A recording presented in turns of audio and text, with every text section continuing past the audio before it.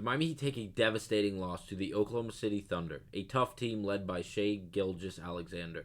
We'll break down what happened for the Miami Heat on this episode of Heat Digest. So here's a recap of the Oklahoma City Thunder Miami Heat game.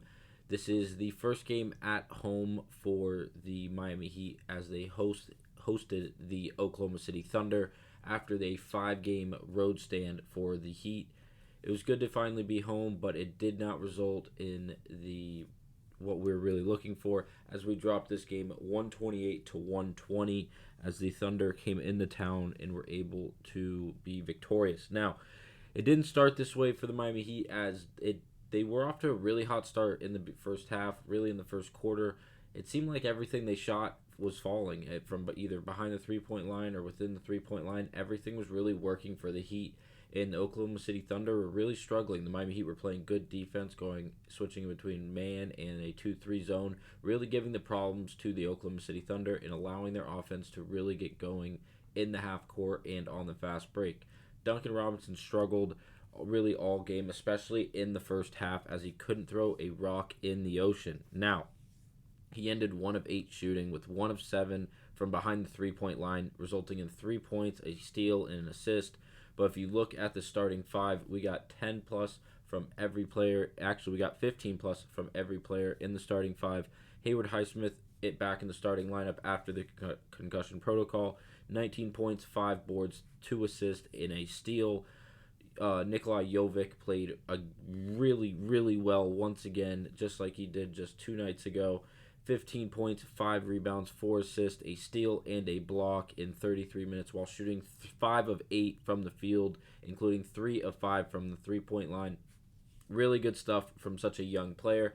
Now, Bam Adebayo really did his thing once again. 25 points, 11 boards, 6 assists, and 2 blocks while shooting 9 of 16 from the field, including 7 of 7 from the free throw line. Really, really good stuff from Bam Adebayo. And to round out the starting 5, we had Tyler Hero and Jaime Jaquez Jr.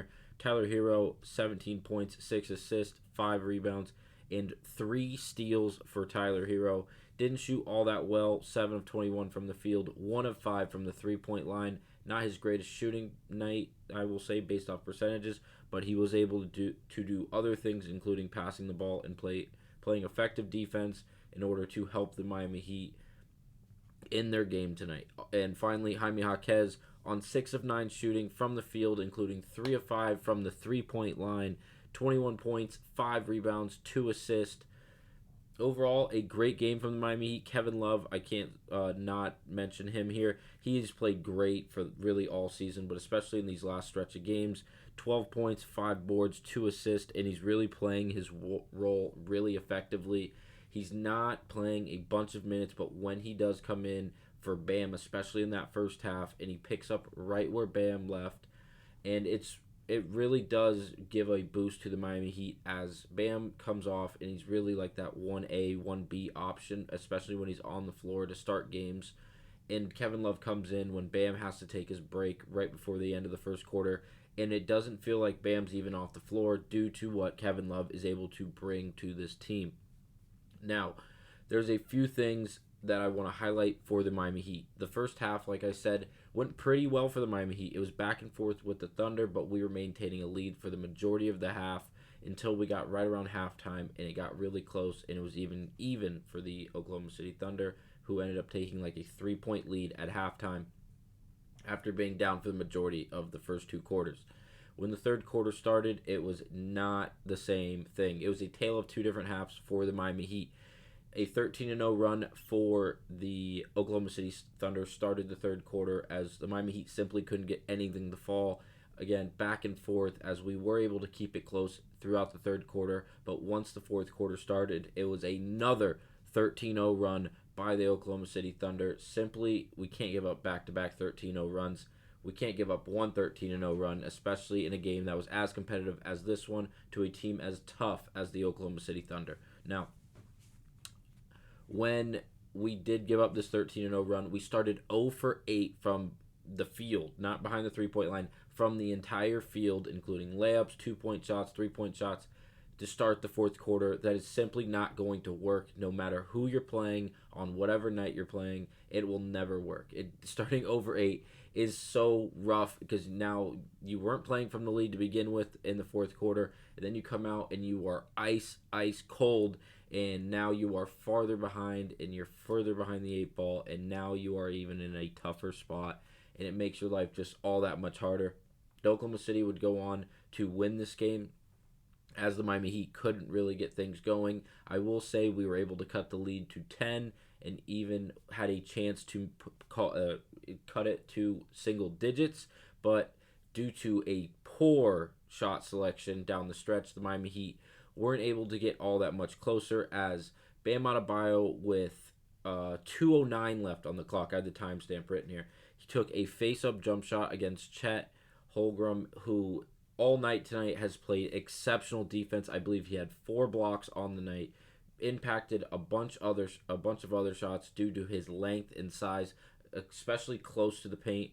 With 2:09 left, Bam faced up. It was an isolation. Everyone else cleared out to the other side, and in a face-up position without taking a dribble, Bam took a face-up jump shot that was not the best shot available. There's a bunch of time left on the shot clock for the Miami Heat. I know the time is running down, and we're really trying to get quick points efficiently, and that seemed like it was a good option. But with such a good defender in Chet, who was playing as well as he was that night, I think just setting a screen of some sorts, trying to get a switch, I don't know, just running some form of quicker offense rather than just giving it to Bam, clearing half the side of the floor and going one-on-one and really settling for a face-up jump shot without really even taking a dribble. I don't think that's the best option for the Miami Heat in that scenario, especially when you can cut a 10-point lead on a 5-0 run to even 8 or possibly even 7 with a 3 or a 3-point play if you don't hit from behind the arc.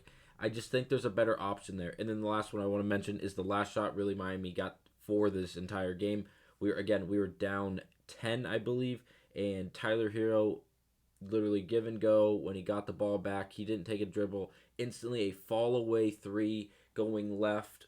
Just not the greatest shot, as he did have a defender both trailing him off of the screen from the give and go, and then the defender stepping up that was hedging on the give and go from, I believe it was Bam Adebayo, so it was their forward, a man with size. Again, not the greatest shot. It resulted in a Chet layup, extending the lead to 8, and now we drop a game. And after taking the first spot in the Southeastern Standings, we're now sharing the first spot because we were up half a game going into this game with Orlando. Now we drop a game to the OKC Thunder, and we are tied with the Orlando Magic. Good news is we do play the Orlando Magic in our next game on Friday, January. That would be the 12th. And that will mean a lot, especially if we can get a win. We will go a full game ahead of the Orlando Magic, and it will put us right back to where we were before this horrible loss against the Oklahoma City Thunder. I keep saying it's horrible. I know we're playing without Jimmy Butler, we're playing out Kyle Lowry, Caleb Martin, but the point is, this game was very close. We were playing extremely well in that first half, and then the second half started, and we simply plummeted. We couldn't get anything to go from the start of the third quarter to really the end of the fourth quarter. Like, we had moments, we had small glimpses, but we're going to need more than that. We're going to need a collective effort, and we can't just disappear for a period or even half of a period at a time in order to win these games against such good competition in teams like an Oklahoma City Thunder team who is very competitive in the league and especially out west. It'll be interesting to see how the Miami Heat bounce back from a game like this, as it wasn't the greatest loss ever, especially at home. We are at home Friday against the Orlando Magic, again, in conference, in division game. It'll mean a lot. Hopefully we come out firing and we get another win for the Miami Heat. Thanks for watching. That'll be it for this episode of Heat Digest. Remember to subscribe to the channel to stay up to date on everything Miami Heat. Thanks.